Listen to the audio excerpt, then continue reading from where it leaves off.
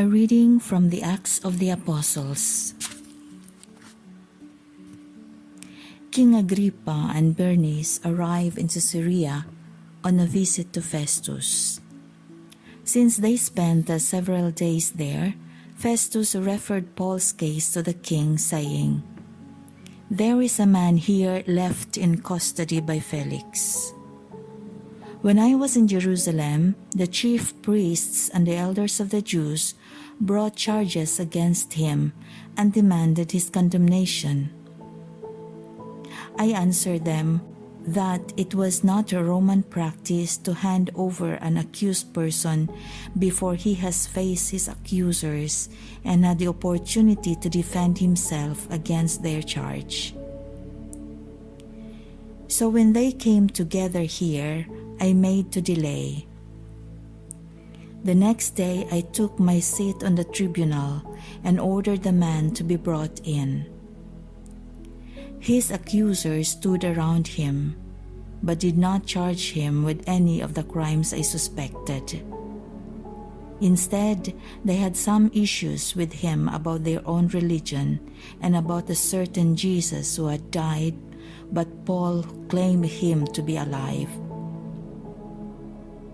I asked if he were willing to go to Jerusalem and there stand trial on these charges.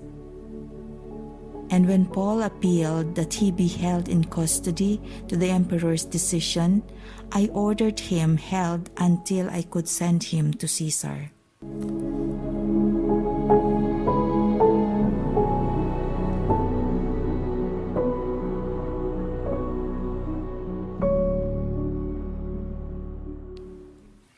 Responsorial Psalm. The Lord has established his throne in heaven. Bless the Lord, O my soul, and all my being, bless his holy name. Bless the Lord, O my soul, and forget not all his benefits. The Lord has established his throne in heaven. For as the heavens are high above the earth, so surpassing is his kindness towards those who fear him. As far as the east is from the west, so far has he put our transgressions from us. The Lord has established his throne in heaven. The Lord has established his throne in heaven, and his kingdom rules over all. Bless the Lord, all you his angels, you mighty in strength, who do his bidding. The Lord has established his throne in heaven.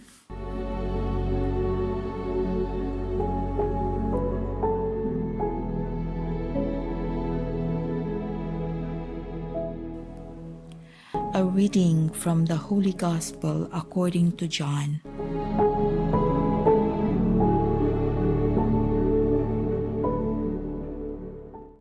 So when they had eaten their breakfast, Jesus said to Simon Peter, "Simon, son of Jonah, do you love me more than these?" He said to him, "Yes, Lord, you know that I have affection for you." He said to him, "Feed my lambs." He said to him again a second time, "Simon, son of Jonah, do you love me?" He said to him, "Yes, Lord, you know that I have affection for you." He said to him, "Tend my sheep." He said to him the third time, "Simon, son of Jonah, do you have affection for me?" Peter was grieved because he asked him the third time, "Do you have affection for me?" He said to him, "Lord, you know everything. You know that I have affection for you." Jesus said to him, "Feed my sheep. Most assuredly, I tell you, when you were young, you dressed yourself and walked where you wanted to. But when you are old, you will stretch out your hands, and another will dress you and carry you where you don't want to go." Now he said this, signifying by what kind of death he would glorify God. When he had said this, he said to him, "Follow me."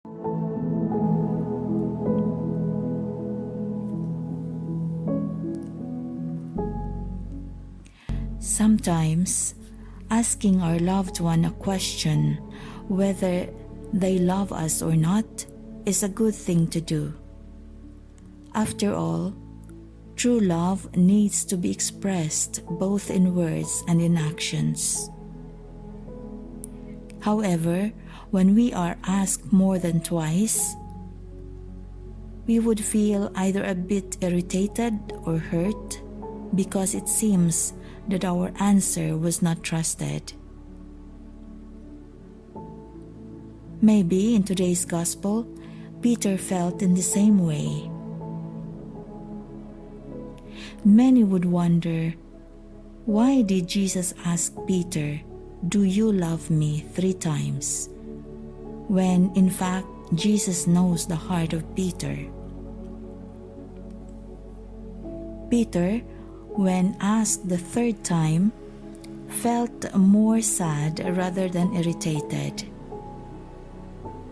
Perhaps he was sad because he must have felt that Jesus did not anymore trust his answer after he denied him for 3 times by saying that he did not know him. He must have been sad and at the same time felt sorry because he promised to Jesus that he would never leave him whatever happens. Yet, when he saw that Jesus' life was in danger, he started to be afraid. And so, when he was asked if he knew Jesus, he denied of knowing him. This time, Jesus asked him 3 times if he loves him. While Jesus was asking him, all the things that he did to him before came back to his mind, and he must have felt so sorry of it. If before he felt comfortable and self-assured as one of the chosen apostles, now, however, he must have felt a failure to all he proclaimed to Jesus, to be faithful to him until the end. But Jesus went on to say, "I say to you, when you were younger, you used to dress yourself and go wherever you wanted. But when you grow old, you will stretch out your hands, and someone else will dress you and lead you to where you do not want to go." He said this signifying by what kind of death he would glorify God. The denial of Peter to Jesus before, though not a good thing to do, but after all was not a bad thing when it comes to its effect on Peter's life. It was through that experience that strengthened Peter in loving Jesus the 2nd time around. The effect of that negative experience in Peter's heart made him wake up from a deep slumber while he was overwhelmed by his weaknesses, and to start all over again, but this time with more commitment to his answer to Jesus. "Yes, Lord, you know that I love you." Peter was determined to stand for what he promised to Jesus, to love him even if it means dying for him. And indeed, Peter offered his life to his Lord by dying on the cross like the death of his master. But the cross on which he died was turned upside down, for he said that he was not worthy to die his master's death. In our first reading, Paul is facing persecution on account of his love for the Lord. When we let God act on our lives, He will give us the grace not to be afraid to face everything that would happen to us. Our human nature will be overcome by the divine nature that can never be understood by our human mind.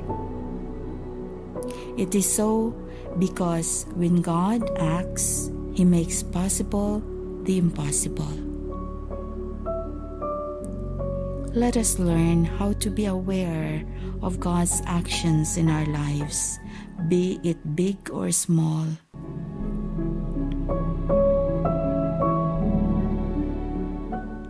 Prayer from thecrosswalk.com.